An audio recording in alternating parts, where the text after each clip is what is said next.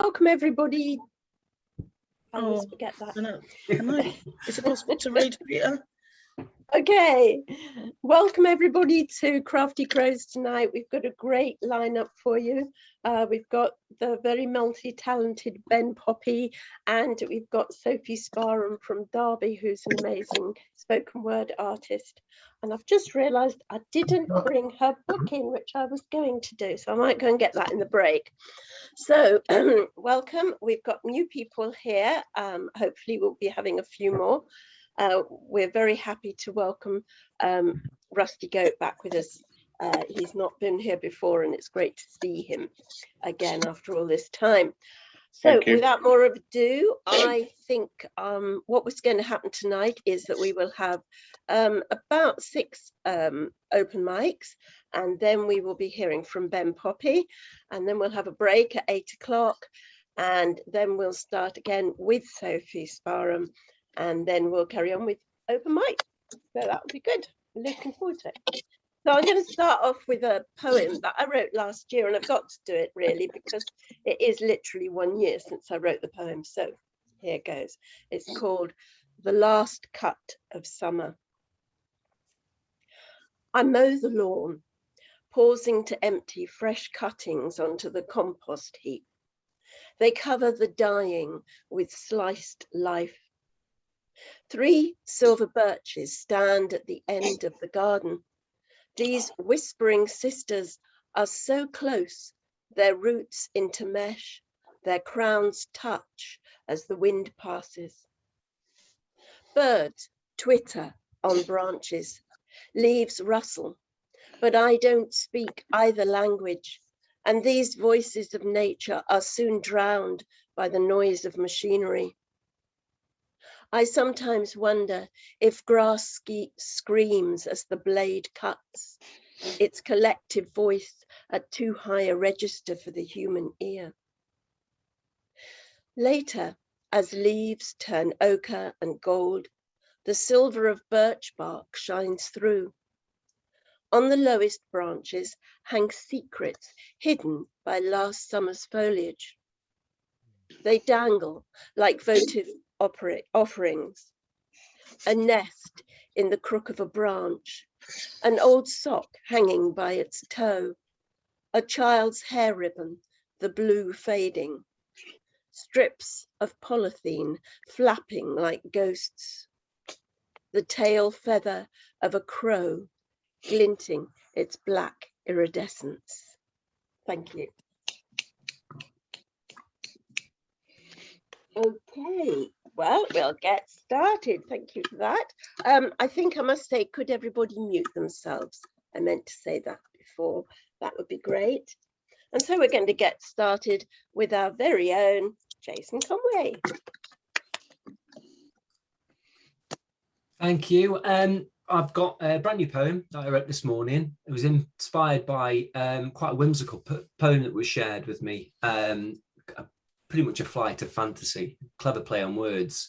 And it got me thinking of the days when I was a child growing up, watching sci-fi movies with my dad, when we just joke about the universe and what if. It's called Belly of the Whale.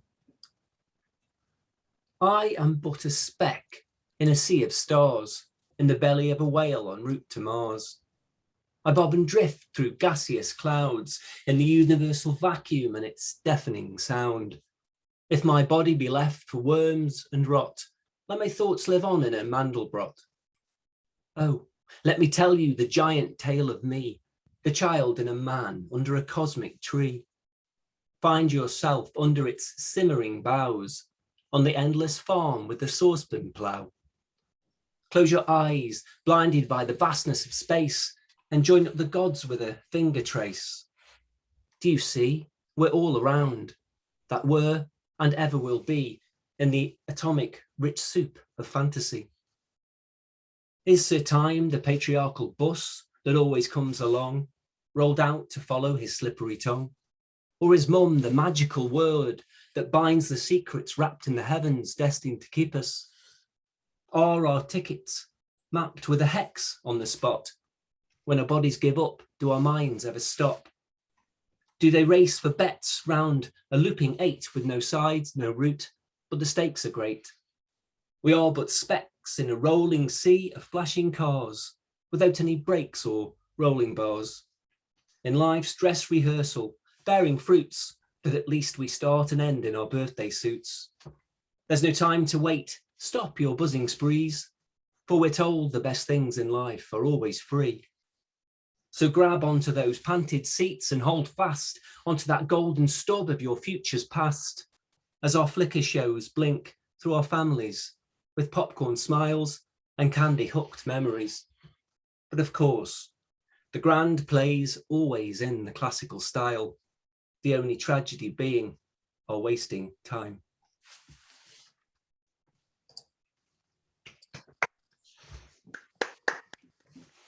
Thank you, Jason. That was lovely. A big round of applause for Jason Conway. Brilliant.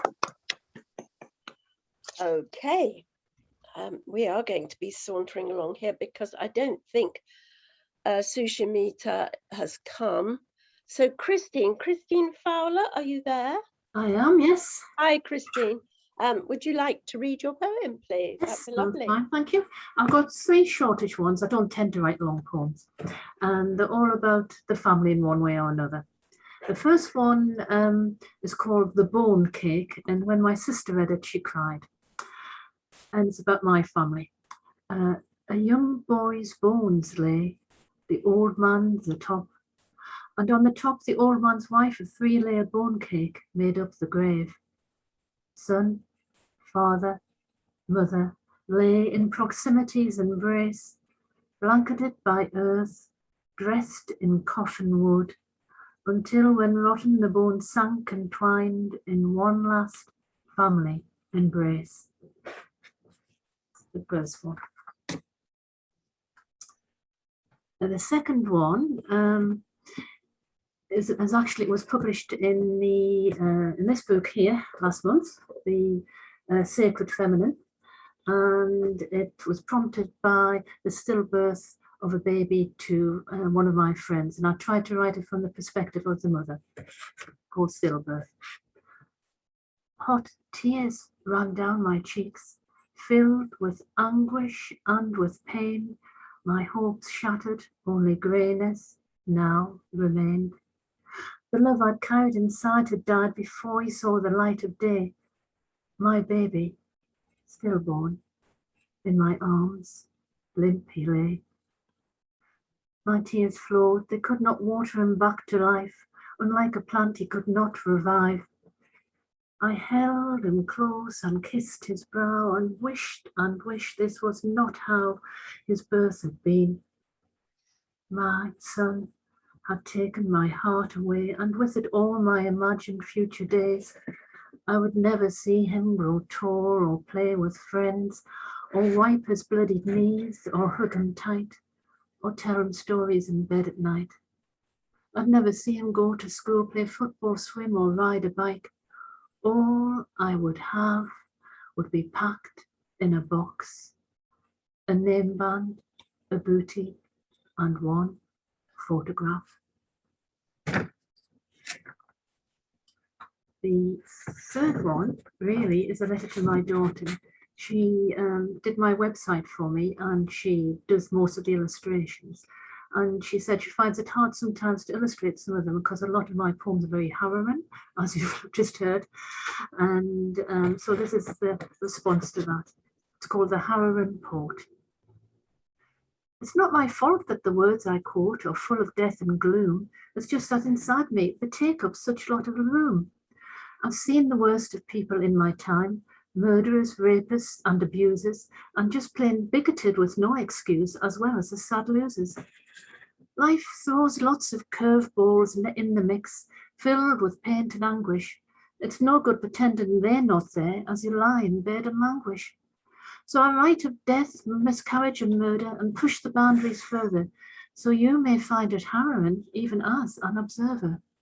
To face the facts is never easy and often painful too. So all I can say to you is I'm sorry, but it's true. Thank you.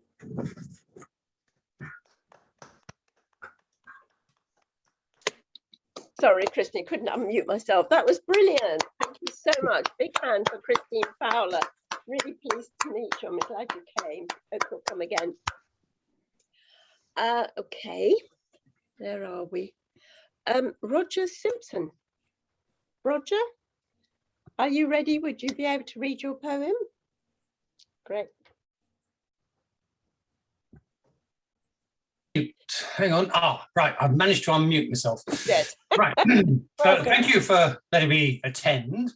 I write short poems. I usually write in verse, but these are 3 very recent poems that I've produced, and none of them are in verse. How weird. Okay. I went to a dedication, a memorial service for somebody who died recently, an elderly friend of mine who was very important to me in my early teens.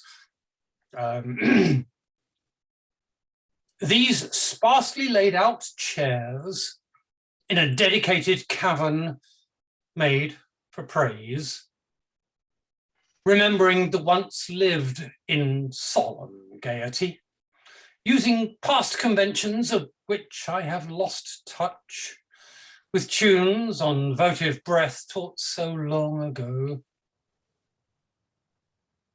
wondering what it is to be said of that shared past amongst us survivors. Guilt denied, of course. Recognizing few faces, remembering like a guttering candle, a flicker of remorse and forgiveness for a friend. Glad of the rituals of memorial, of taking leave, the inevitable departure, and this later grace. Thank you. Okay, I have another quickie. My daughter has moved to London, and so I've been reacquainting myself with the great metropolis. So this is called A Visit to London, July 2021. Where there is another cleared acre of lost stories, where the gleam of the sovereigns shine, where cameras snap at the heels of residents, demarking the boundaries of acceptability, where my shabby pennies are taken by the brass-necked and ploughed into the barren fields of brick, where ownership is a legal denial of urban justice, where there is food porn in shop windows and I'm like Pavlov's dog, where there are temples for the drinkers and castles for the trains, where housing states your entitlement to debt, where democracy is praised in public and mocked in private, where coffee rules, where people make the streets live and flavours cacophony delights, where the shiny new buildings are probably the slums of the future, where majesty and history fight for interpretation, where the press is free to abuse freedom and adverts swamp me, where the arts flourish and die depending on who's paying, where the bright and sexy is tarnished by distraction, where the road is king and the pedestrians an inconvenience, where there is no welcome like an intercom, where independence struggles amid the levelling chains, where the beat keeps changing and I'm still dancing, where helicopters tell me the rich don't want to be seen, where we will turn out coffee-coloured people all the while, where I visit with excitement and leave with relief. Oh, and credits to Blue Ink for that penultimate line. It just seemed to fit. Thank you very much, Roger. And a big round of applause for Roger. Okay. One last poem. I know many of us. Well, we only have 3 minutes. Right. If we've got some time at the end, I'll come back to you. All right, that would be lovely. Thank you. Okay. Right, if we can now, I've got a few spaces now, so we've got a reserve list. So I can put Julie Stevens in later on the first half. Is that all right, Julie? And you'll be after Ria Walton. and I can put Alan G in halfway through the second half. Is that all right, Alan? Brilliant, lovely. Okay. Is there a space for me to go in? Oh yes, I think we would just squeeze you in. I might just squeeze you in before Ben Poppy or just after the break. Can I do that whenever we've got space? Lovely. Okay, thanks, Tish.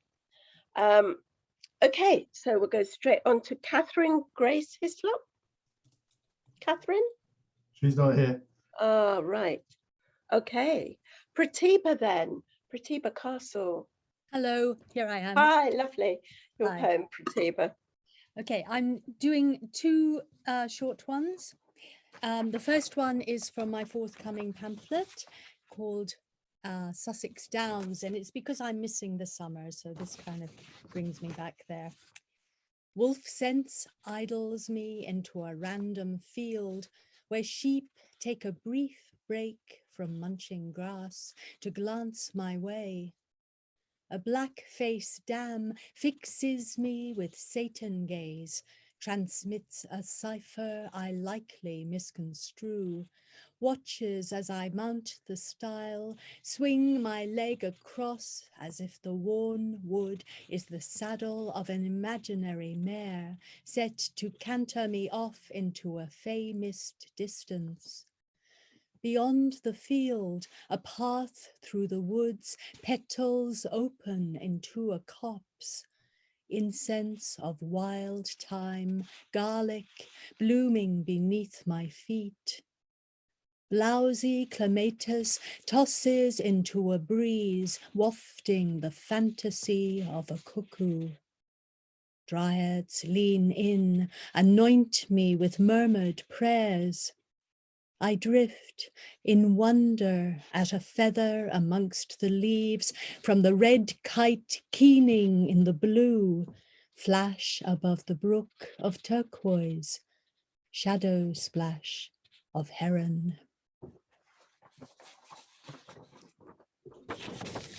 Thank you. And this next one, when you hail from famine. Even if from generations back, when potatoes fouled in ditches, fallen wounded, lewd dead, casualties of sleet and callous crops, green sludge sucking through toes on unshod feet of waifs, blade winds cauterizing hands, cheeks, the shameless legs of yours flayed like crackling, quilting squares of peat, red-eyed, warming bellied pots, glistering the witchy stare of a smear smoke cat hunkered by the grate, unblinking, facing down the crone with the hacking chest, hemp sack apron shredding comfrey and nettle tips, whitethorn gifted from the fairy fort. Cabbage from the yard trampled by a sow on the run from her rickety pen. Atlantic kelp writhing in the broth like a bed of elvers. Sprinkle of salt, words, a muttered spell to bride or whatever other lady might be heeding. My mother's gift when she visited her small grandson at the flat beyond the blue plaque house by Primrose Hill, paper bags from the Camden market, luminous green grapes, pock-cheeked tangerines, Jaffa cakes, fallen off the back of a lorry, girl, tribute to a hollow-gutted shade. Wow. Oh, that was brilliant, Pratibha. Thank you very much. Beautiful. I love your touch of the Irish poems. Brilliant. Thank you, Josephine. Fabulous. Right. Well, then we'll go straight on to Ria Bolton. Yeah, hi, Andrea. So I do have different types of poems. Listening to your poems, I think I choose to read this one, which I called Natural Thinking, and I wrote it in autumn 2016. Autumnal delights, fresh beyond the rain. The gardens will be drenched again. Sunshine and blue skies, autumn sunshine like early spring. For the chorus of birds who like to sing, to compose to their delight orchestral sounds of their bird song. The whistling crescendo goes on and on and on. Mind has arisen, brain engagement can be a fringement to the day ahead. Laying dozy, still snuggled in bed. Look to the day ahead and beyond. Arise your mind akin to the dawn of bird song. The beauty of nature undoubtedly ceases to falter, to motivate, invigorate without negate, to undoubtedly cease and to create positive destinies of fate. The gentle warmth of sunshine rays, nurturing mind and body in an ethereal haze.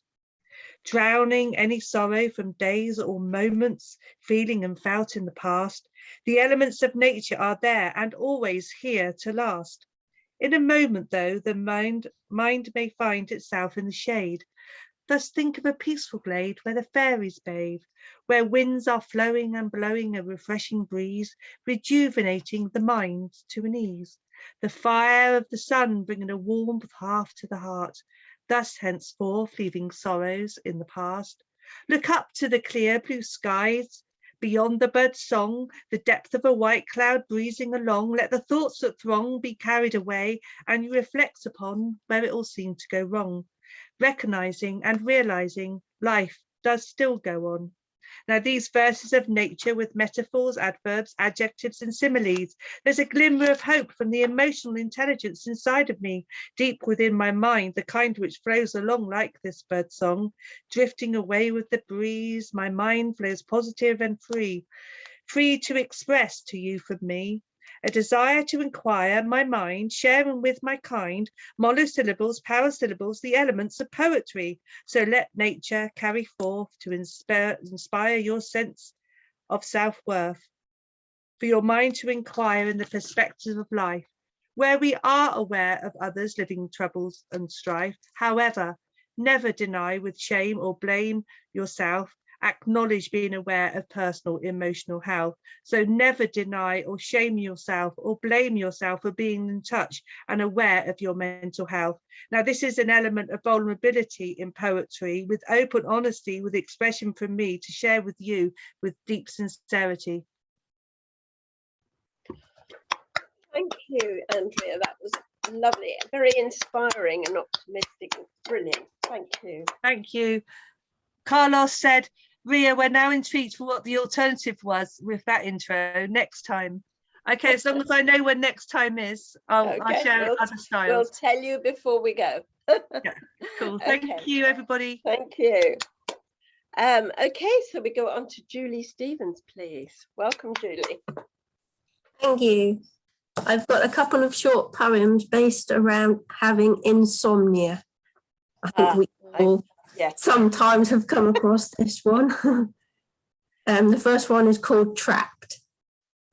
Here in the dark, awake, I am a room on fire on the 31st floor, the crest of a waterfall with nothing to grab. There's a glaring torch and it's found my back. I am falling and there's nowhere to land. My mind is gritted with fear. There may be no comfort when I carry broken glass, no open arms when I wilt to the ground. I need to hold a hand, but these gusts are too strong. I'm left lonely, no answer to open. I am lying below a tipping crane.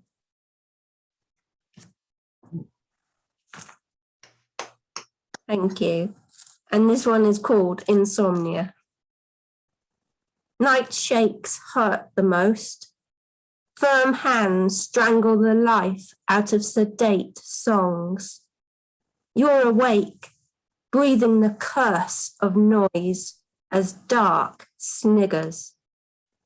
The hours clang, trees thump the ground. Damp air sharpens knives. Prickly reminders have lodged in bones.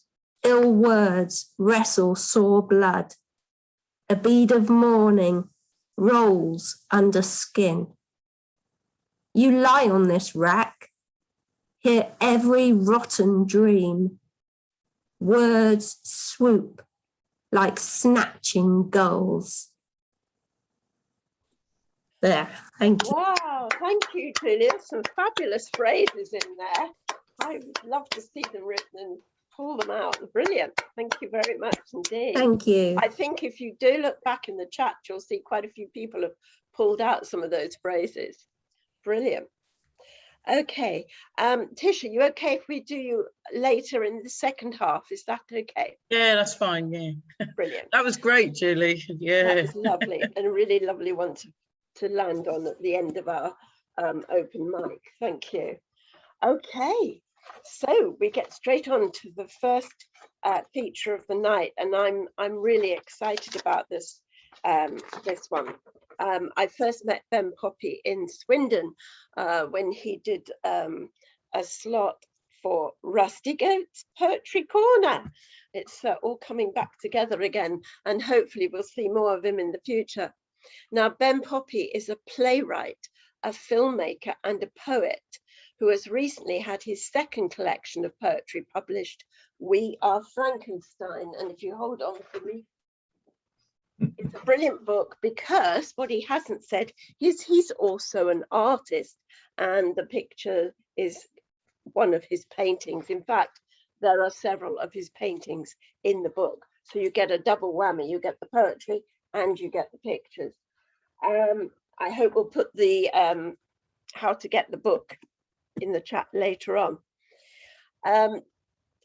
Ben deals with a variety of subjects, from mental health, social issues, and describing the ongoings within the city of London where he lives and which he loves. His second collection, We Are Frankenstein, deals with life under lockdown and all that came with it. I would like to just add, he's also a brilliant photographer, and as I say, he says he's making a film at this moment. So without more ado, please unmute yourself and put your big hand for Ben Poppy, please. Yay. Really looking forward to that. Follow him on Really Instagram and you'll looking see all his pictures. His photography, brilliant on Instagram. Oh, thank Brilliant. you. So if you can now mute everybody, that would be brilliant. Thank you. Welcome. Thanks for that introduction, Josephine. It's really nice of you, and thanks for inviting me here. I've really liked the poems so far. I just have to say, like, I do apologise in advance. It's been a little while since I've read in public, so I might be a bit rusty. So you might have to bear with me. But That's my job. yeah, it's good to see you looking well, man. It's been a long time. Take care. It's good to see you, man. And you, man. It's yeah. So as Josephine was saying, I'm mainly reading from We Are Frankenstein. It's like the second collection of poetry that was published earlier this year, and it was written during lockdown. So I'll start with the first poem, which is dated really quickly, so it's better to get out of the way. But it was written at the beginning of the pandemic, and although as horrible as it was, I was really hoping that maybe we would all learn some lessons, and maybe things could get better, and we can learn some lessons to take on to the future. So it's basically about that. It's called Lockdown. We're apart, but far too close. In an infectious land, where solitary bodies became communities, in rows of quiet streets and sickly houses. Maybe the isolation is penance for staring into our phones. In bars, clubs and love, the smoke shared between friends. Or the walks through endless cities, while music shouted at heady crowds. We'll never be the same again, but maybe we can make ourselves better. Shut it down, shut it all down, shut it down for the lockdown. Because the world's recovering as we cough, stare and wither, bury the dead beneath its soil. Dolphins have found Venice again, lions lie drunk in fields. And yes, the scared stock up from empty shelves and dare not dream, because dreams can turn into nightmares and the reality is real. but isolation has brought us closer together, infected and poisoned beliefs. We're staring into our darkest night, but dark roads can lead to a beautiful place. Can you not hear them singing love from the balconies? Can you not see them saving lives? Can you not taste them from bringing you your food? Can you not smell the cleaning products they used? Can you not feel the community? Can you not feel hearts bound apart? Out of isolation comes love, and only love. We'll never be the same again, but maybe we can make ourselves better. So that's the first one. So the next one, this one's called My Bed, and it's just basically when we're all locked down and just wishing life would come back to us. Been lying here awake, counting backwards, or slipping slowly behind closed doors, because the morning doesn't take us anywhere with no new days to come. I see a moon from a bedside window, stretching madness across continents, bed eyes lingering in the desert, bed eyes lingering in the snow. And I pray to dream of beautiful places, beautiful people and their smiles, a sunset over Prague, a sunrise over a festival. And I pray to dream of a beautiful future, a beautiful home and their names, a place beyond the grey, a place cosy and warm. And I pray to dream of a beautiful present, a beautiful voice at the end of a phone, a place where I can rest my head, a place where I won't feel alone. But I'm not at peace, and neither is my sleep. I don't want to be constricted, while the quilt is wrapped tight around my body, dirty and twisted between my legs. We're a monument of memories spinning around and around, wanting the world to dream again, just be. We're a monument of memories spinning around and around, wanting the world to dream again, just be. There's that one there. And so the next one comes straight afterwards in the book. It's called Note to Self, and it was when obviously we were all struggling, when we were all locked down, and so this was a poem basically trying to kid myself into staying optimistic, basically. So I hope you like it. While sunset deep in Middle Eastern cities, or deep in love the freedom of phone brings, or comfort drinking explosions in a daydream stroll across fresh sands. While inhaling the vision of another father, take some truth in if you can, from a friend from the doesn't matter end, converse with some heartache from afar, glimpse towards the lighthouse. While you're still able to not be a killer, while you're still able to keep sane, while bending over half-filled bottles, thankful loved ones are feeling the same. While wishing for artificial tears, while wishing to be less man, more machine. Be careful with those thoughts, be careful with what's kept clean, glimpse towards the lighthouse. While wishing to cover your body in flesh, while wishing you don't find old clothes, a lingering stench from a much darker time, you smell much better naked. While trying to find love over a camera, while trying to find love on apps, Zoom and Messenger, while trying to find paradise, give yourself a smile, glimpse towards the lighthouse. While cherry picking grotesque stories, while rewinding back a phrase, while alive, wide-eyed and beaten, monuments can be pulled down. While sat back on owed pennies, while feeling the world could do better, don't stray into an asylum, don't stray back inside your own head, glimpse towards the lighthouse. While you're developing a sickness, while you're spreading a plague, don't lose sight, speak with some heartache from afar. While you're developing a sickness, while you're spreading a plague, don't lose sight, speak with some heartache from afar, glimpse towards the lighthouse. And so the next one, Josephine said that this was her favourite, so I thought I'd read this one. It's called The Flowers. I'm feeling empty, as empty as the bars and cafes, littering these deserted streets of ours, in a place where I've lost the world, something in the air. I'm feeling empty as the venues and galleries with nowhere else to go, abandoned on abandoned roads, lingering somewhere in the past. And sometimes I think of Layla, find myself back the right way round, picking out flowers, planting them in crowds. I'm feeling empty, as empty as my old university, no knowledge or life within its walls, since everyone left and the doors were closed. I'm feeling empty as the cemeteries, no visitors come and go. Within the heart of a solitary nation, each of us has an outsider's stare. And the world seems as lonely as we are. We're all spinning around and around, pushing ourselves too hard, pushing ourselves too far.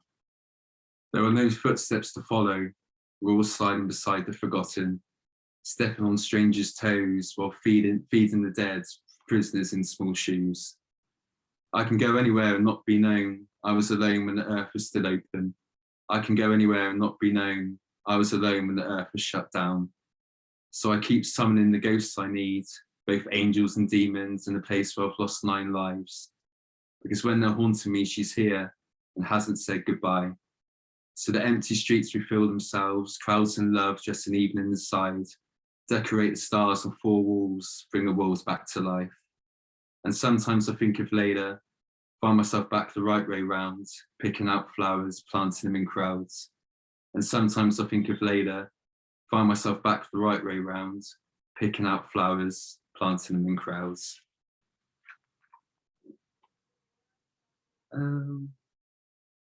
This one's called Scared Head of the City. I'm scared of everything. I'm scared of doors closing and tensions rising. I'm scared of losing a home, a job without a job. I'm scared of turning 30. I'm scared of becoming tired, messed up, ruined and dirty. Because black fingernails are all I've ever known, with a love that's yet to vanish, with a love that's yet to be outgrown. I'm scared of everything. I'm scared there's no heaven at the end of the night. Without chewing gum, Mandy, a melody twisting bittersweet.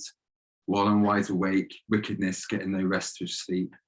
I'm scared of turning 30, burning in token on karaoke, burning in token on each word, each song, reminiscing on plans to be a libertine, wasting away hours behind the dreaded computer screen. I'm scared of everything. I'm scared of picking up happiness from off the floor, or smoking up the evening, giving them somewhere to go. I thought something would change. I thought there was so much more to do. I'm scared of turning 30. I'm scared it will never get better than 18. While I was tasting eternity, placing the pin onto a vinyl. I'm scared of everything. I'm scared I'm still lost inside a playground, coughing up a present in a place I don't want to be. I'm scared of turning 30. I'm scared of a lawless law and making rent, or drifting inside a plague while shaking hands in tears. I'm scared of everything. I'm scared there was never a normal to go back to. I've always been inside an empty building, surrounded by wolves. I'm scared of turning 30. I'm scared I'll never be what I want to be, writing, creating and trading with pain to try and make something beautiful. I'm scared of everything. I'm scared of the deaths that are yet to come, nowhere to take shelter, nowhere to ease the strain. I'm scared of turning 30. I'm scared I'm not the same, off center, not good enough, not a real man. I'm scared of everything. I'm scared there's something wrong, even while sat in paradise, even while sat at the start. I'm scared of everything. I'm scared of going blind, scared of insanity, scared heads inside the city. I'm scared of turning 30. I'm scared we're putting blankets over my head and warming up a future, because maybe nothing can leave you cold when you're only ever lost in thoughts forever. What is that? See for the next one.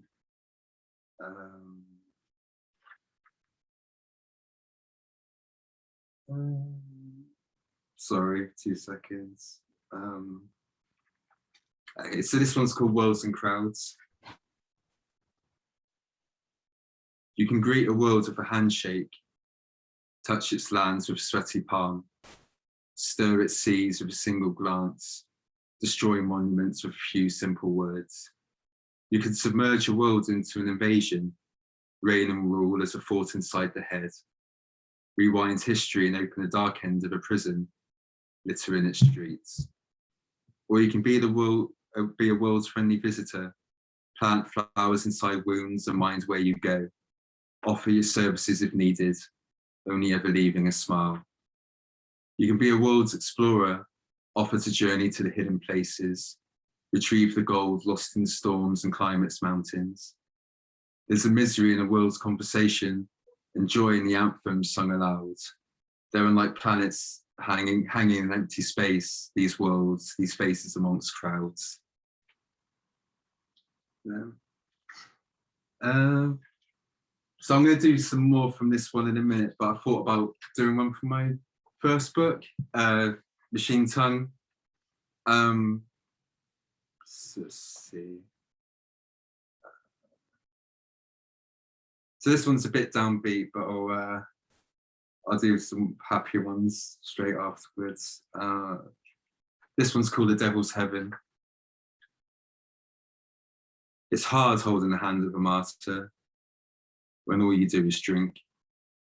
Through the window, through the smoke, we watch our world collapsing.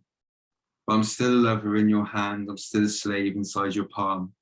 And no matter where you go or what you do, I'll smile and buy us another round. I'm happy unraveling a lie, outfeed the ghost inside our skin, or at least until I've reached the end, all I'll find is madness. Rewind a few romantic phrases, play them again and again and again. I've been asleep for 1,000,000 years and I wish for it to stay that way. I know what you told me is true. I'm too ugly to rely on personality. I've heard this many times, I know you're being kind. I'm too sad to make anyone happy. Someone who means nothing can't finish the race. But I'll pick up the broken pieces and at least try. Because tears are my weakness, I don't have the ability to resist. I'll do anything you ask, I'll do anything you please, just please, please don't leave. I stumble into disgrace, I stumble into the depths, and like the flowers I brought for you, I've been crushed inside your grip. I don't know who I am anymore. I don't know where I can lay my head, where I can go. This beautiful figure has a monster's head. I wake up to it each and every morning. I'm abandoned by reality, I'm abandoned by a dream. To feel worthy with some meaning, you never wanted it that way. I search the ground for treasure and I find it from time to time. Glistening gold and heavy rain, it just isn't enough. So let's just drink to end mankind, destroy our world before last orders, scratch ourselves with old barbed wire and forget about ever waking. I buy another drink and take myself back to bed. It's the only place I can find love, and I never wanted to stray. So I'll do like a short one now. It's called, it's one of the first poems I wrote. So it's quite old now, but hopefully you'll like it. It's called Windley Bay. We rode among the saddened trees as their branches drain the light. Our morning dead with the shadows green, the overture of night. A blessed soul gathered the ground and returned it to the wood. And in this place we mistook his voice for the melodies of our youth. The flower cried out from her rooted home and prayed for the morning siege, a hanging crown for the lonesome sun who fed her precious seed. The waves crashed against giants, and the tides they rehearsed today. Showers of pain left broken as we walked upon Windley Bay.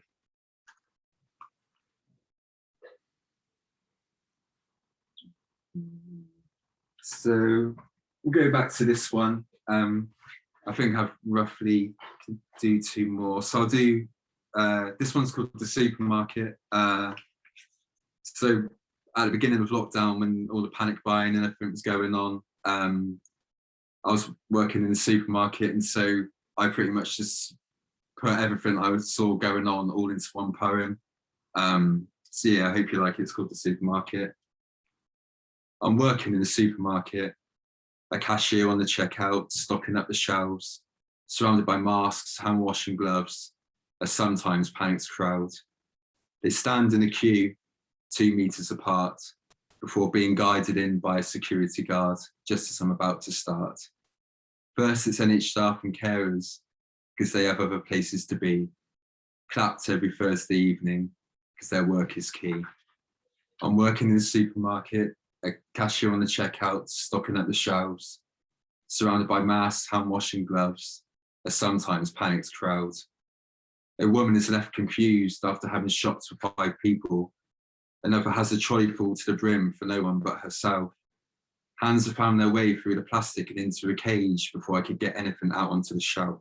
And it's hard not to be belittled when you're the face that is feeding the rage. But maybe that is something that can change in this ridiculous era, this lockdown age. I'm working in the supermarket, a cashier on the checkout, stocking up the shelves, surrounded by masks, hand washing gloves, a sometimes panicked crowd. There's litter inside the trolleys, there's litter inside the mind, left over by conspiracy theories and what has been left behind. There's a need for cleanliness, there's a need for one in, one out. There's a need for humour in this nightmare, in this head full of doubt. I'm working in the supermarket, a cashier on the checkout, stocking up the shelves, surrounded by masks, hand washing gloves, a sometimes panicked crowd. There are complaints in aisle 3, empty shelves in aisle 7. Vans are loaded and ready to go as shoplifters converge on aisle 11. There's a spillage in aisle 2, a freezer breakdown in aisle 4. Shoplifters are grabbed by security guards and pushed behind closed doors. I'm working in the supermarket, a cashier on the checkout, stocking up the shelves, surrounded by masks, hand washing gloves, a sometimes panicked crowd. Alcohol is the essential item. We all need somewhere to go when we sit inside and bury our heads in another Netflix show.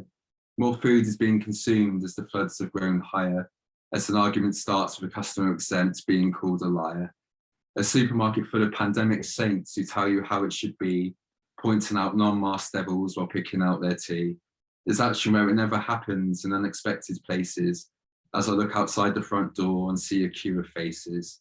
There's a rush for toilet roll, there's a rush for flour and alcohol. There's a rush for eggs. From the outside looking in, it's as if we lost our soul. I'm working in the supermarket, a cashier on the checkout, stocking up the shelves, surrounded by masks, hand washing gloves, a sometimes panicked crowd. Yeah. And so this is my last one. Thank you all, and thank you for inviting me again. I've really enjoyed it so far. So yeah, this is basically a love poem set during lockdown. It's called As I've Grown Happier. As I've grown happier, the world has grown sadder. Everyone else has locked themselves away. Before I left an empty home for empty Holborn, before I walked through an empty Trafalgar Square, I found myself alone. And there's no one left in Camden Town. You can't hear the musicians play. Some are hiding with their creation, some are suffering from isolation. And I felt the same in a small cafe, with each drop of whiskey onto ice. Before I found you, those eyes I miss. Have we lost the connection we needed? I hope to see you soon on a crowded day. As I've grown happier, the world has grown sadder, leading me back to where it is cold. Dropping whiskey back onto ice, thoughts back onto a page, I found myself alone. And there's no one left in Shoreditch, no love within the coke and smoke, mumbles for a score. We're in a city of monuments of what has come before. And I felt the same inside a room with each puff of a rock, its smoke. Before I found you, those eyes I miss. I'm strolling through Brick Lane, the days that could have been. Arness Grove and Bermondsey, memories that come to mind. I'm strolling through Bethnal Green, all I've done and seen. Whitechapel and Hackney, memories that come to mind. I'm strolling past the towers, through the dead flowers. Islington and Southwark, memories that come to mind. I'm strolling through St. James's Park, through the evening dark. All those places I visited with you, it was beautiful. Have we lost the connection we needed?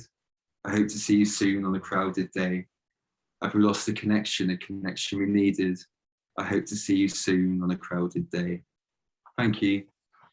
Woo!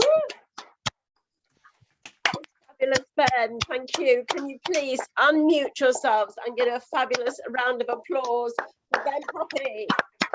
Yes, Oh, man, Ben. beautiful. Good stuff. It's brilliant. Yes, Ben. Bring that London lick. Yeah. You got it. Oh, it was brilliant. It was like being transported into London. It was fabulous. Thank you, Ben. It was really good. Ah, well, that's the end of our first half, and there's more to come. So I think now we'll have a break, about 10 minutes, so about just 8:10. And I would just like to say, you know, the GPS is a voluntary organisation, and though I hate mentioning the awful 1, 2, 3, 4, 5-letter word. If you're enjoying it and you would normally buy yourself a coffee if you were out, please send us the coffee money. It would be gratefully received so that we can pay our wonderful poets. Thank you. I think Jason will put the link into the chat. There we go. Okay, stop recording, Jason. That's brilliant. Let's start recording. Is that voice? Yeah, voice. Hi, everybody, and welcome back to the second half. After a brilliant first half, we're going to have a brilliant second half too. We decided to put our feature on straight away after the break. I hope that's okay with her. I know that she was eating biscuits there, but I'm hoping she knew. Because Sophie Sparham is a brilliant poet, and we had the great fun of meeting her and Charlotte, Emily Lunn, up in Derby, and it was fabulous. Both of them are great poets. So Sophie is a writer from Derby. She's written commissions for the BBC Radio 4, the V&A, and the People's History Museum. I found out on my little list that she actually wrote a play, The Thing About Harper Swift, which was performed a radio play on Radio 4 Extra. So that was brilliant. So Sophie co-hosts the poetry night Wordwise, which won Best Spoken Word Night at the 2019 Saboteur Awards. Last year, she became the first poet to perform at the metal festival Bloodstock Open Air, where I also think you've co-compared as well, haven't you, in the past, and maybe even sang.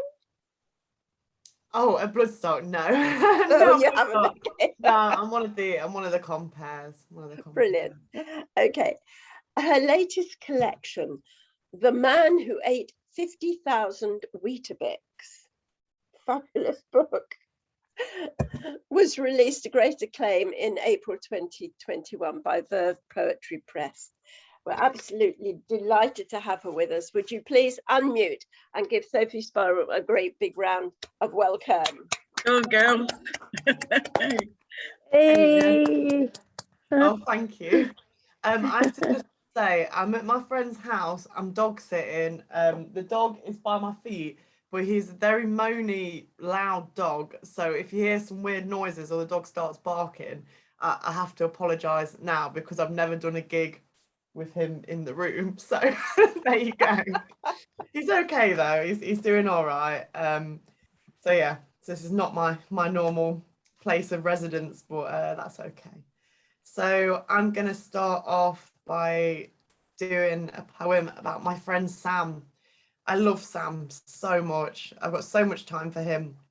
And he's a very special person because Sam is the only person I know who learnt to count by learning all the Pokemon from 1 to 150 when he was a kid.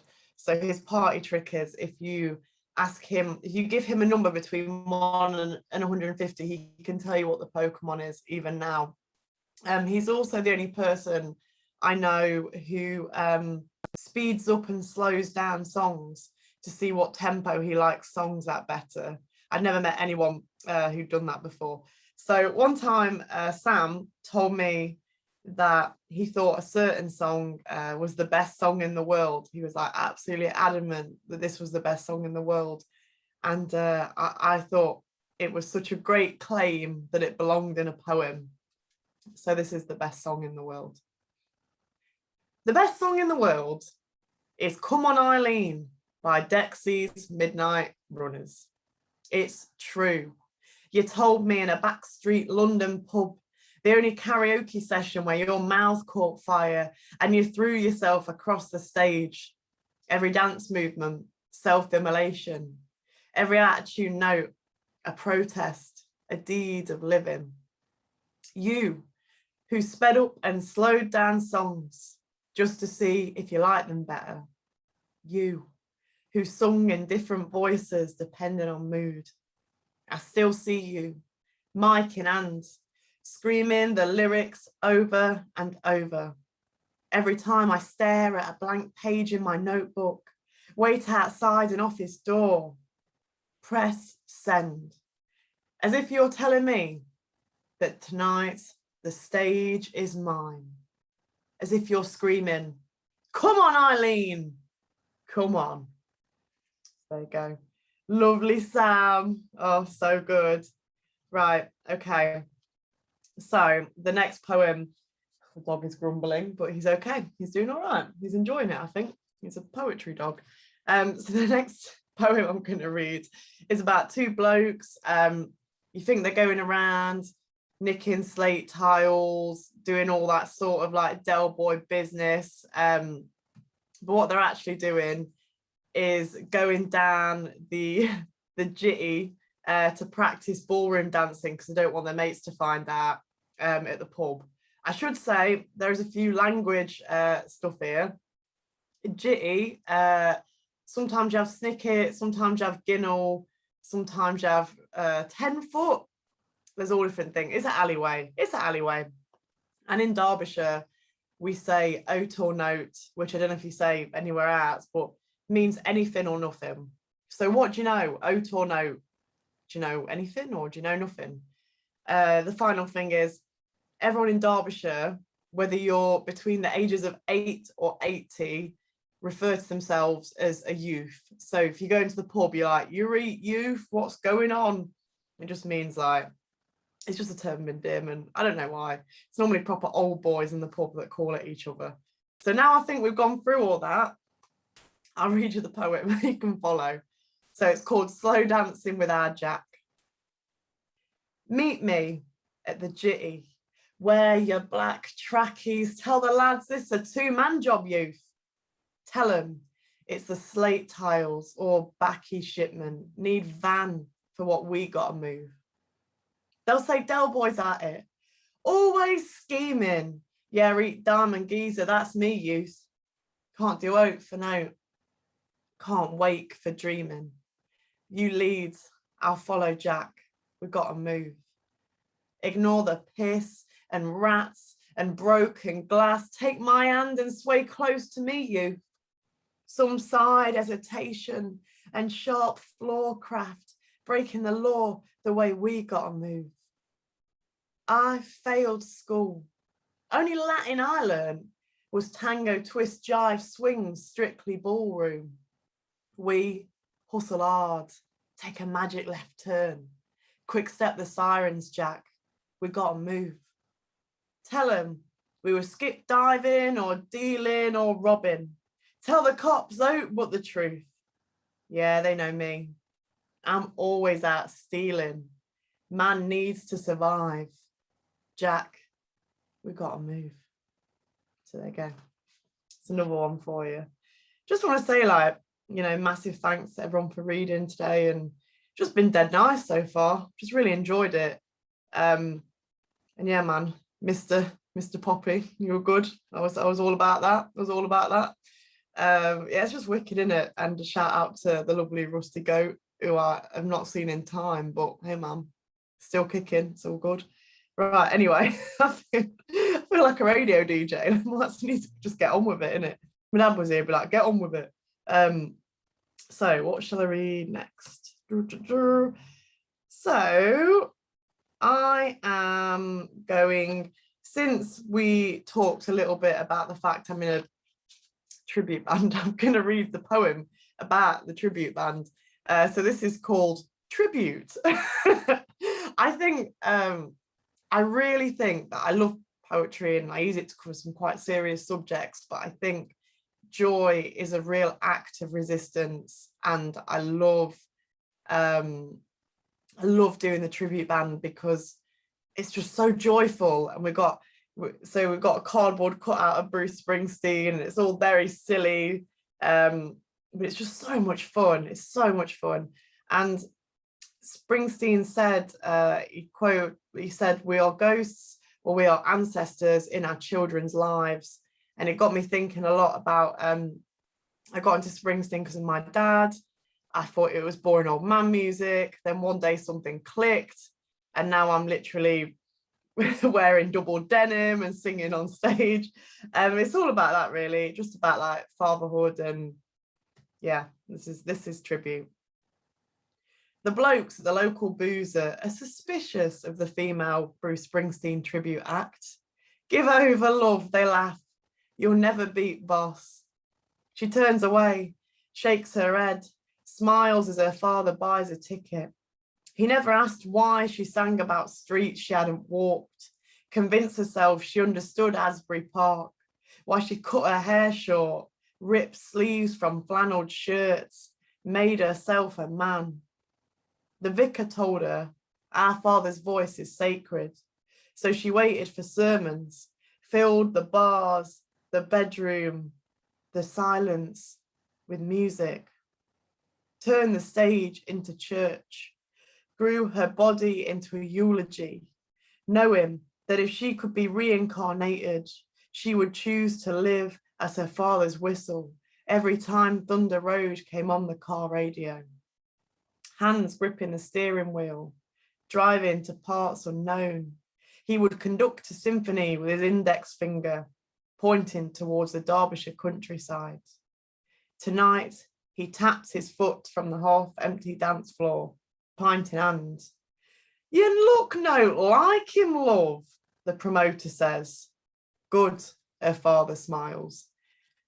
And that is true. We did a booking, and some bloke says to me, but you look no like him. I said, but I'm very happy I don't look like a 70-something American bloke. Like I'm dead happy, you know, sat respect to him. But yeah, so this is a shout out for anyone who has ever worked a night shift or worked in a pub or worked anywhere where you finish up at like 4 or 5 in the morning. You walk home when the light is rising, you know, the sun's coming out, and it's just really quiet, you know, all the madness of the night is calmed and it's really quiet.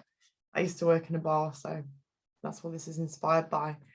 It's just about taking that moment of pause. It's called Sometimes the Night. I carry this city on my back, every smashed window pane, every torn sleeping bag, every boarded up doorway, every bar fight, every want and regret. But sometimes the night and I walk home between broken glass, kicking cans over concrete, burning hand-rolled fags between terraced houses that lean against one another as they hold up sky, between the crossfire of conversations beneath 5 a.m. streetlights. I pause and I breathe. I can breathe sometimes. The night and I make love behind abandoned flats where the cats sit and cradle dead pigeons and rats, where the overflowing gutters reflect the underobserved sky, a puddle of stars blurred by foot and vision lost to sunrise.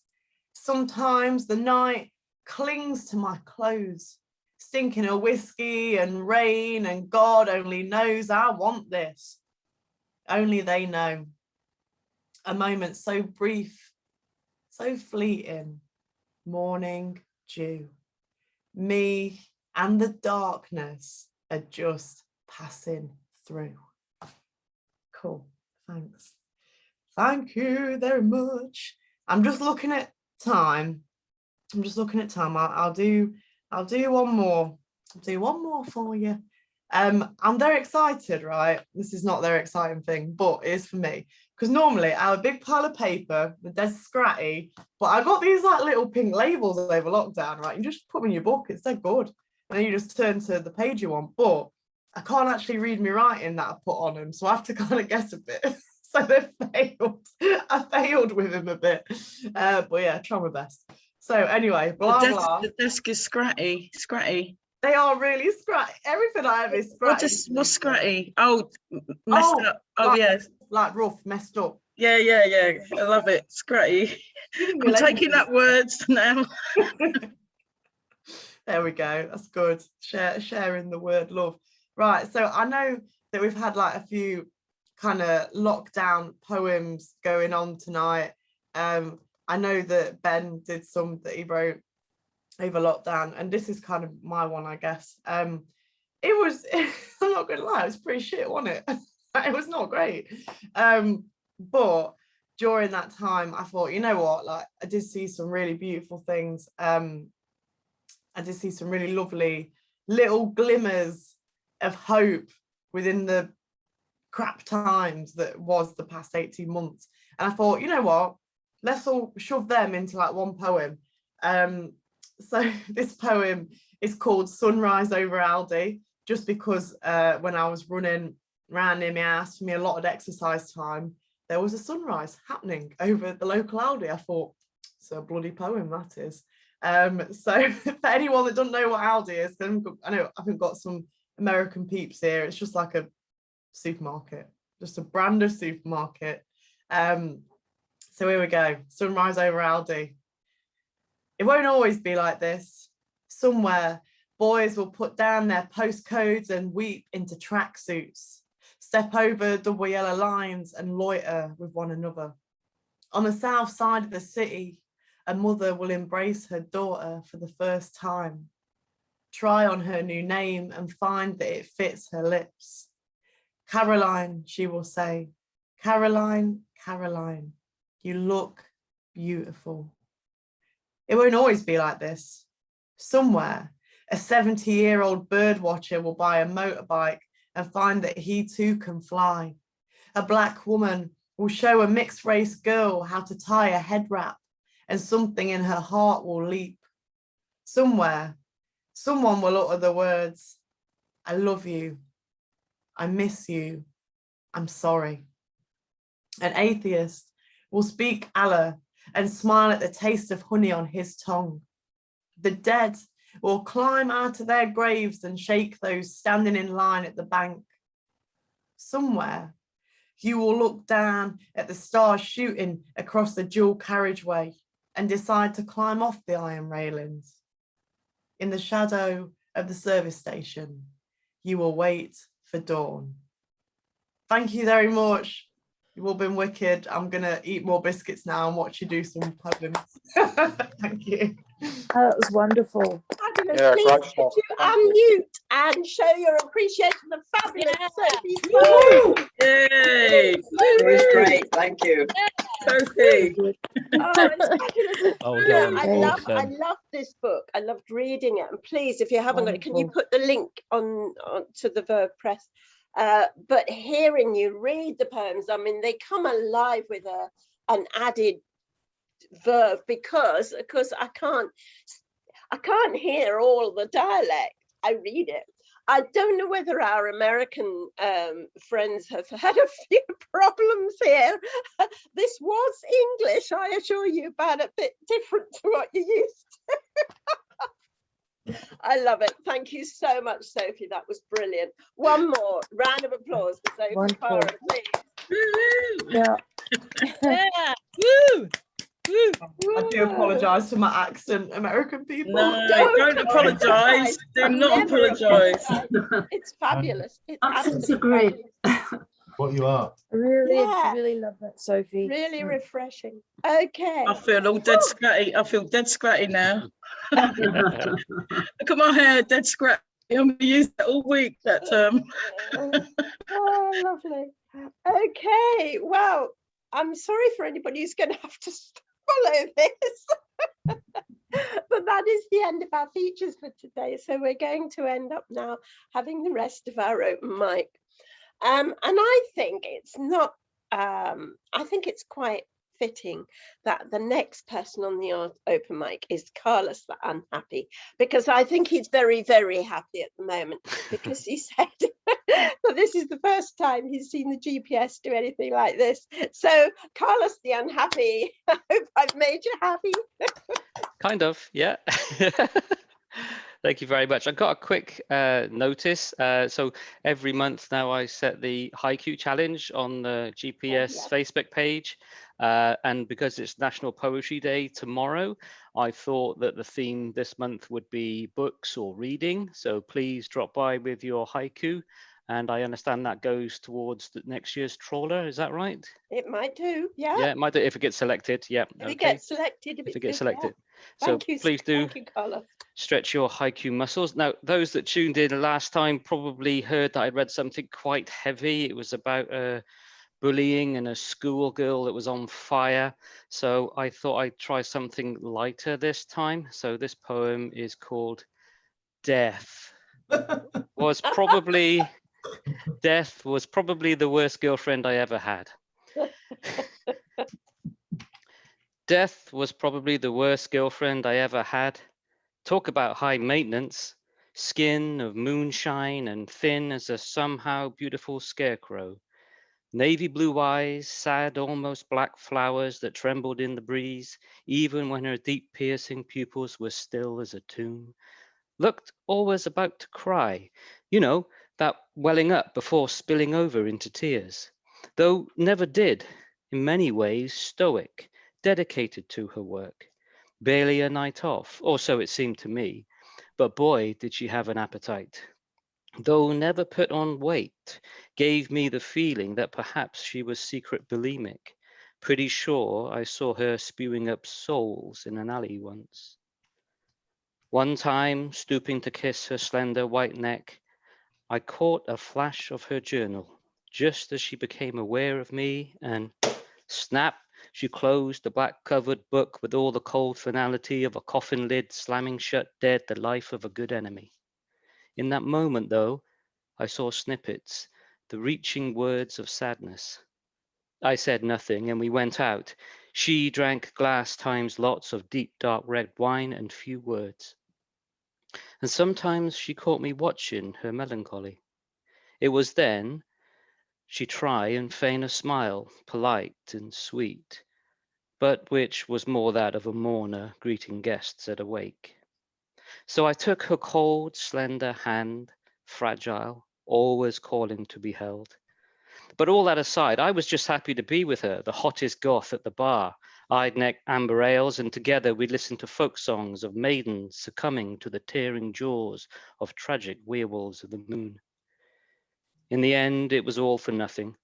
I finished it, convinced she was seeing someone else, always distracted, kept cancelling our dates at short notice, too often working late. I tried to talk to her about it, but she'd just sit quiet as a black candle in the dark. Beautiful as she was, I can't say I missed death, and thankfully, I only ever saw her one more time after that. Thank you. Thank you, Carlos. That's brilliant. Fabulous. Death as a girlfriend. Whoa, that's fabulous. Thank you. Right, I've just seen that Sushma Ghoshal is here. Can you hear me?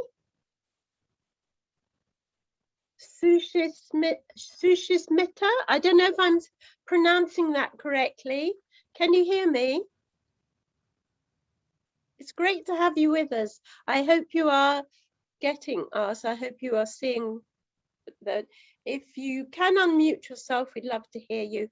I can still put you in the open mic, even though you're late. So if you manage to get through, we'd love to see you. Okay, let's move on then. My next person is Matthew Fowler. Hi, everybody. Hi, welcome. Thanks very much for having me tonight, and great to hear Ben and Sophie. Really enjoyed your stuff. My bit of background about myself, I'm a motivational speaker for people with autism, lived experience as well. I've got a book that I've just published at the beginning of 2019 called A Different Kind of School. And I'm going to be reading from 2 new poems that I've not shared with anybody yet. So, yeah. And I'm going to be performing tomorrow at the Derby Poetry Showcase. So these are I thought I'd give these a go tonight. So you're getting an exclusive. So yeah, I'll stop monologuing now. Sorry. So the first one is called Autistic and Proud. The A is for amazing, all the great things that I can do. The U is for unique. I think differently to you. The T is for talented. With my mind, I'm gifted. The I is for inspirational. I feel so uplifted. The S is for special. I'm as special as I can be. I am who I am, and I won't stop being me. The M is for magical, because I think so different. I was born with autism, and to me, autism is brilliant. I wasn't born to be quiet. No, I stand out in the crowd. I'll say this until the end of time. I'm autistic and I'm proud. Yes, Matthew. Thank you. Yes, Matthew. Thanks, Tish. Thank you. This second one is called Human Just Like You. I've been going through a little, because I've been recently diagnosed with autism. I was only diagnosed when I was 29. I'm 31 now. So the pandemic hit, I get diagnosed with autism, and I'm like, you know, yeah, this world was normal. Okay, now it's a second level up on the Xbox. You know what I mean? Mission accomplished. So a bit harder. So this one's called Human Just Like You, because I'm getting a bit of like crap off people that don't quite understand it. So sorry. Yeah, human just like you. I may have a different brain, but I've got feelings too. No, I'm not a robot. My heart beats just like you. Now, I'm not perfect. No, not by any means. But your words and actions have an impact on my self-esteem. Life is a stage, and I'm just playing my part. I might not speak or think like you, but I make my differences look like a goddamn work of art. I'm just a stargazing daydreamer, trying to make all my dreams come true. But just remember, I'm human, just like you. Thank you. Excellent. Brilliant, Matthew. That's yes, brilliant. Matthew. I'd love to see you tomorrow. Can you Matthew, can I just say something? So my autism diagnosis was November 2019 at the age of 49. So like Matthew, then we had lockdown. And then what is going on? How strange! How strange! Oh wow! And I love that line that you just said. Was it my autism is? I make my autism a goddamn work of art. Yeah, absolutely. Well, all power to you. That was 100% brilliant. on that. Thank you, Thank you. Matthew Fowler. Please unmute and give him a big hand of applause. Brilliant. Thank you very much. Lovely to have you with us. Yeah. I hope you'll come back again, even when Sophie isn't here. Okay, let's move on to James Tebbett. Hi, James. Hi guys, you all right? Yeah, we're fine. What's welcome, and if you'd like to read your poem. Okay, so I've got two, and I have timed myself, so I think I can make it within 3 minutes. Okay, we'll let you off if you're just over. Okay. So I'll go. So basically, I was inspired by a lot of people that I know, and a Netflix show, because let's face it, through the pandemic times, we've been spending a lot of time with our computers and Netflix. And there's this program called Love on the Spectrum.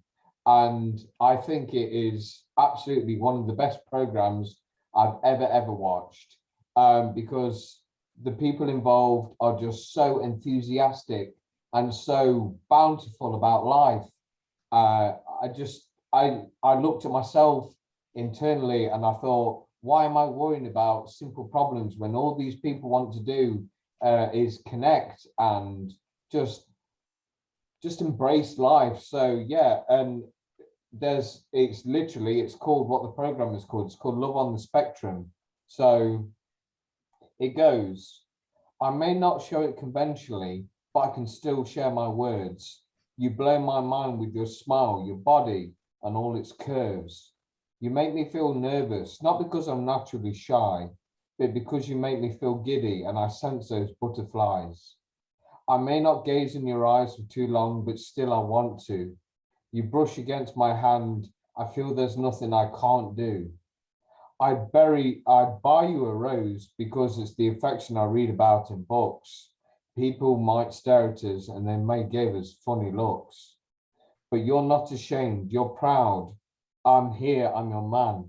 You know I'm devoted to you and I can give you all that I can. You're my dream partner and you'll make a perfect bride. Just remind me that you're in it for the right reasons, because I struggle with my pride. And when I have a tough day and I need to unwind, please treat my feelings with respect. Don't leave me behind. It's not easy feeling grief, and some events to me seem tragic, but as long as you're there, I feel the wonder and I feel the magic. These are just some of the thoughts I wish I could express. And then you walk straight past me and I feel distress.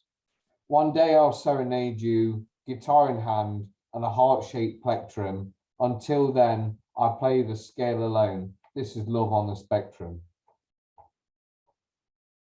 So I was just in awe of everybody that's on that program. They're just so full of energy and so full of life, and there is no difference. And it just made me realize one day that I don't need to be down. And yeah, so I've got one more to say, because I'm training to be a mentor and a life coach, which I mentioned in the break.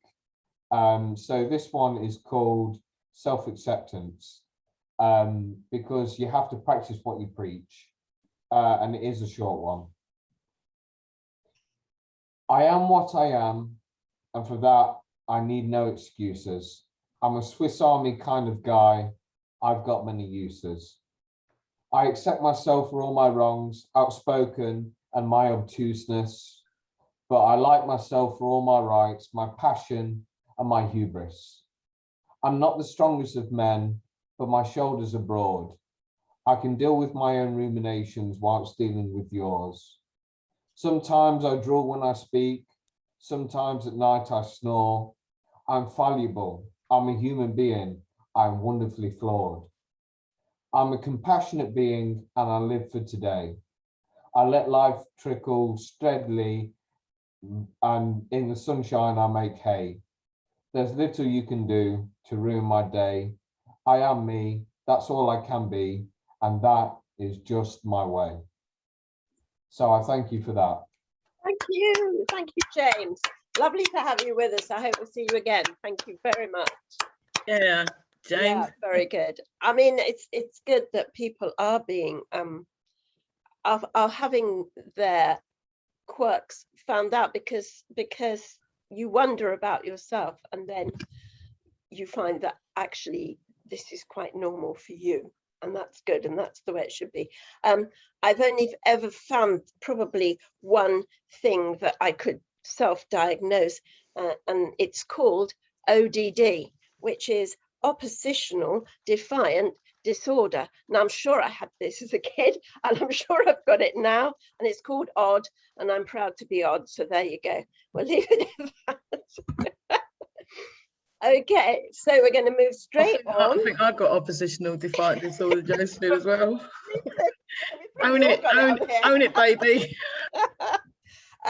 Right, next up we have Alan G.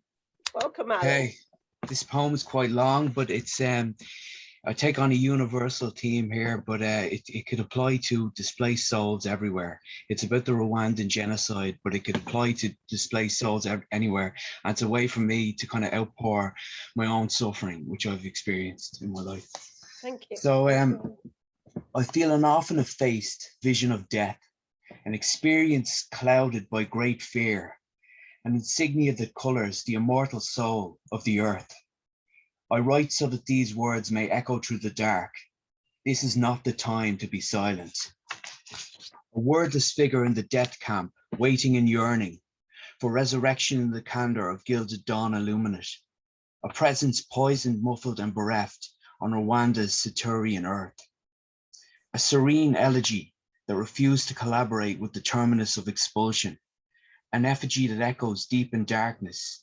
The unflinching light of perennial flight, daring men and women, Umuka Tutsi.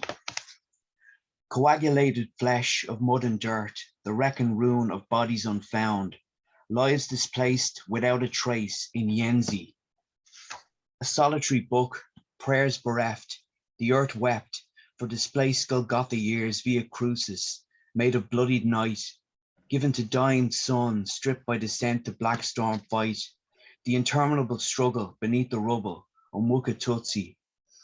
Dried arteries that once ran like rivers, aesthesis, Hutu's poison stream would not flow, drowned in an omphalos of jet-rimmed virulence, submerged by the ether, unholy filament congealed, Ihamahuuka. An unknown furnace, sacred dreamed hymn sheet to flames, yet steadfast, desisting apocalyptic genocide on Muka Tutsi. Blood of 800,000 would be shed in loathing semblance, smoke-strangled skies above charred earth, murder-steeped machina of furious slaughter in that land of 1,000 hills. Hutu behemoth, bodies strewn and wasted, annihilated and immolated by the hideous submerging tide. Babies frayed from mothers, effacement of love, mutilated dreams on Muka Tutsi. In the Grand Rift Valley, Great Lakes surge, Albertine Rift Mountains, Earth's primordial fountain, East African converges. The valleys and hills resound in silence, the incessant foray volatilely still. The devil's emissary, neopolitical architect Felician Kabuga, a genocidal demagogue whose brass-bound grip pervades Omuka Tutsi. Omuka Tutsi, Omuka Tutsi, may God remember Omuka Tutsi. To one figure of truth, one world, one voice, one breath. Beyond the simulacra, we look to the continuity, to resurrect ghosts that sing Omuka Tutsi. Thanks very much. Whoa, that was brilliant. Thank you, Alan G. That really shows the horror of all slaughter. And yes, we can. That was brilliant. Very good. Thank you very much. Okay, next up we have Marilyn Thames. Hi, Marilyn. Hello. People who come in the night. I do not know these people who come in the night. A woman seated on an unseen chair. An RAF officer standing behind, proud hand on his wife's shoulder. She's wearing her wedding dress, dyed black for the occasion. A baby on her lap stares into the camera. A wartime moment kept in a wallet. I do not know them. High summer. Thick ropes dangle from the branch of a tree. A 4-year-old, pouting at the usurper of her precious swing, is learning the difficult art of sharing. Dark, glossy ringlets, huge eyes. She's going to be a beauty. I do not know her. This one lies half asleep, her face pillowed on the orange flanks of a Jersey calf, flecks of manure on brand new socks. Here's a 7-year-old, distraught, knee-high wildflowers, scented sarcophagus for drop pencils. I know them not. A father naming the constellations, a child entranced, then terrified. How will she find her parents if they go to heaven? She sings in the church choir, yet is denied surplice, cassock, bell ringing, just because she's a girl. I do not know this child. A girl in starched gingham, sent to buy unnecessary bread while her parents process the deaths in the family. She grinds a florin into a palm, wills stubborn tears to flow. Aged 10, desperate to conform, to cry for a stranger. I don't know her. Scents of new furniture, old books, a teenager cataloguing his school's library, Dewey Decimal teacher's pet, fearless. The slim student who marched to ban the atom bomb, a girl who came third in a beauty pageant before feminism stopped them being fun. No, I do not know these people. Not the cartographer, dissecting continents with pen and scalpel. Not the young bride struggling with a cookery book. Not the red gold of a baby's hair. Not the dogs, not the cats. They say there was a man, a love, an eternity. Sometimes I remember him, kind eyes. They say there are grandchildren. I do remember an elm split by lightning, one half burnt black, the other struggling to stay green. I don't remember me. I do not know these people who come in the night. Thank you. That was brilliant, Marilyn. Thank you so much. It's so, I knew it was going to be about dementia about halfway through, but I was really getting really caught up and wondering, who are these people? And the way you take one look at me, you say, dementia. No. Thank you so much. Please unmute and give Marilyn a really great round of applause. That was brilliant. Yay. Woo, woo. Yeah. Okay, where are we now? Michael Sindler, are you there still? Yes, good. I am still here. I guess I'm skipping ahead of Julie here, but I will do that if you want me to. Julie? I thought she was next on the list, but I guess we switched. Yes. I'm going to put Tish on the list now. Yeah. I am right after this going to listen to Laurie Anderson, the divine Laurie Anderson, do a lecture online. And so I'm going to do a piece that I wrote in response to another lecture of hers. It is called Aria, and the epigraph goes, I'm talking to the part of you that never speaks. Laurie Anderson. Every object on this planet speaks to us, reflecting back vibrations from each sound they encounter, embedded in the rustling and flickering or songs and voices, great rumblings and whispers, caught but not collected, each moment's movement a new exposition. Even the crumpled bag of chips, its surface quivering like a pond's skin, repeats the stories with a plastic tongue.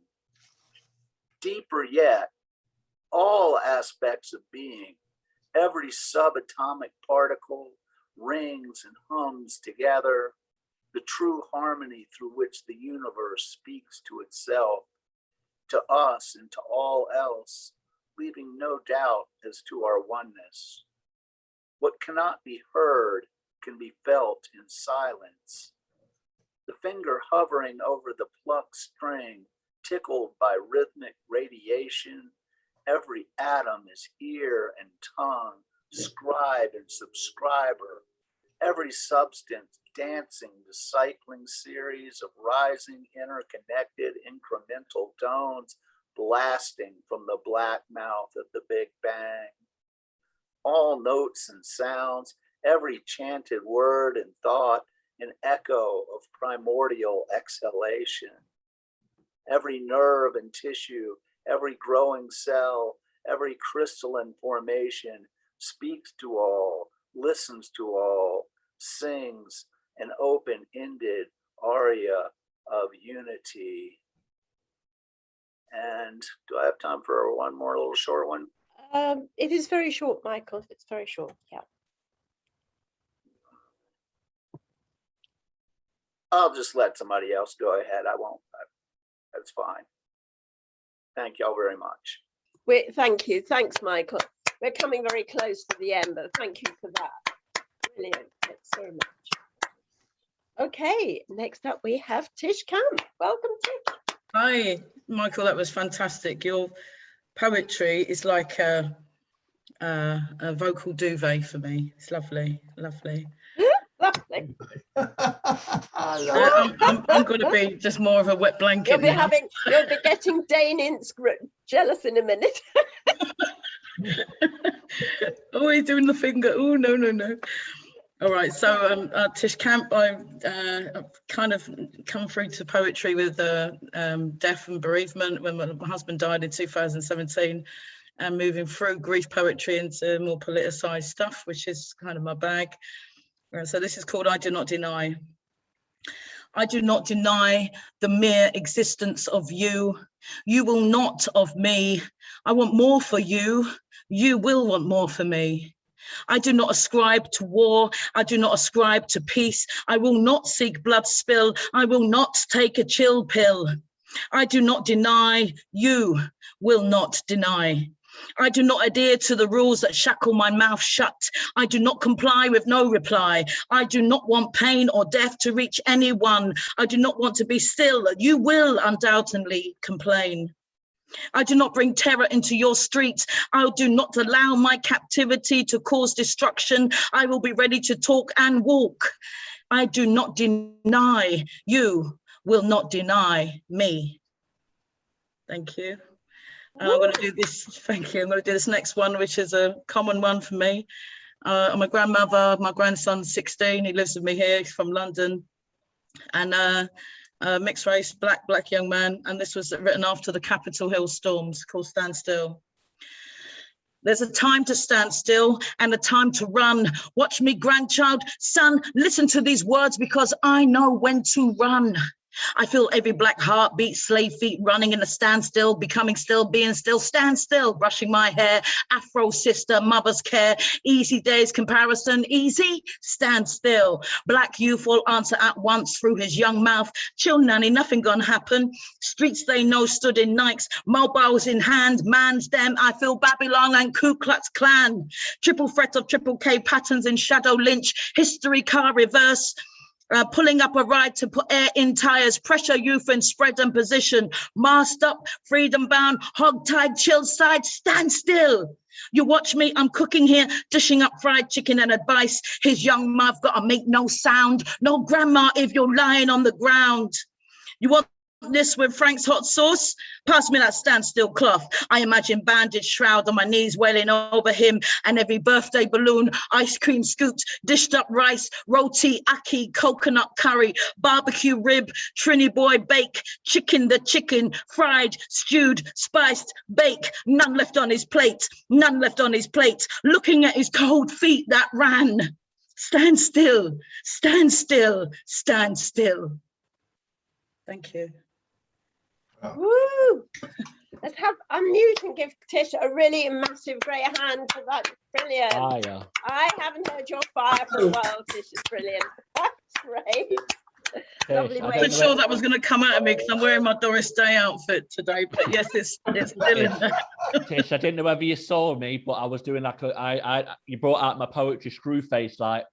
Yeah, that's your, yeah, like a bass face. I don't think she saw you. Go on. Reading, but brilliant. Okay, I'm just going to finish with a poem that I found. Initially it was about something totally different, but it kind of fits with social media, so I'm going to read it. And it's called Fault Lines. Cracks in the ground we tread trip us up. Open up beneath our feet as we walk, as we talk. They lie in wait, capturing faltering steps. Hot words fall from lips like molten lava. Where has this heat come from?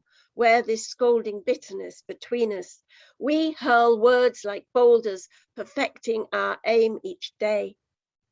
I feel I should leave this battleground, for subterranean rumbles speak of further devastation. Earthquakes and volcanoes can topple us over the edge, so that from being friends, we will turn into foes, and that would break my heart. That's me. Okay, that was a brilliant evening. I've really enjoyed it. I do hope you have too. I want to give just a couple of messages. First of all, next Crafty Crows will be Wednesday, the 3rd of November. And we will be having Nigel Kent. I don't know if any of you are on Twitter, but Nigel Kent is a hedgehog poet. And he's also a great guy who reviews so many good poets' books. So he's well worth a look. And also we'll be having 10-minute open mic from our very own Carlos the Unhappy. So that will be brilliant. We're looking forward to that.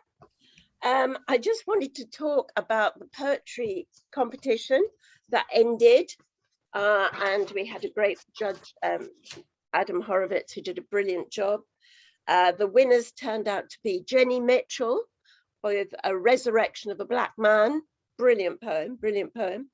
The second place was Sophie Dumont, Outfitting a Kayak.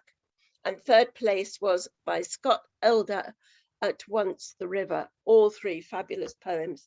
We also had three highly commended. Ye Gods and Little Fishes by Emma Pursehouse. I was so pleased for that. It was a brilliant poem. Pretty Poet Purge Night by Joe Else. And London Snow by Carolyn Hammond. Now, all of these poems, all 6, are going to be published in the Steel Jackdaw this month. So please get your copies of the Steel Jackdaw. Great editor, Jason Conway. And you'll be able to read the winning poems. Fabulous, they really are. What else do I have to say? I think that's probably it. Oh no, the trawler. It's unfortunately down to me that it isn't published yet. So I am busily going through it now, making sure that there are no glaring mistakes, and it should be published by the end of the month. So that will be brilliant too. Yes, there you go. That's Peter's holding up the trawler 2021. And we've got how many? 46 poets in it? 95 poems by 60 poets. 60 poets. So this is really good. And hopefully we're working out how we are going to put everybody in on the December Crafty Crows, when of course we tend to read the poems from the trawler. So we will just have to work out how we're going to do that, because it's going to be it may be a 3-hour program. We will just have to see, but it will be worth it. So that's finished from me. Thank you all for coming. Thank you so much to Ben Poppy, fabulous set, and to Sophie Sparham, wonderful. I love your poetry. Could you please unmute and give amazing applause for those 2 fabulous poets? Yeah. Woo-woo. That's Fabulous open mic. So Great evening of poetry. give yourself an applause for the open mics. Yeah, all the open micers are great. And it's great to see Rusty Goat back with us. Absolutely. Yeah, so woo-woo. And that's the end. So Jason, you can stop recording now if you like.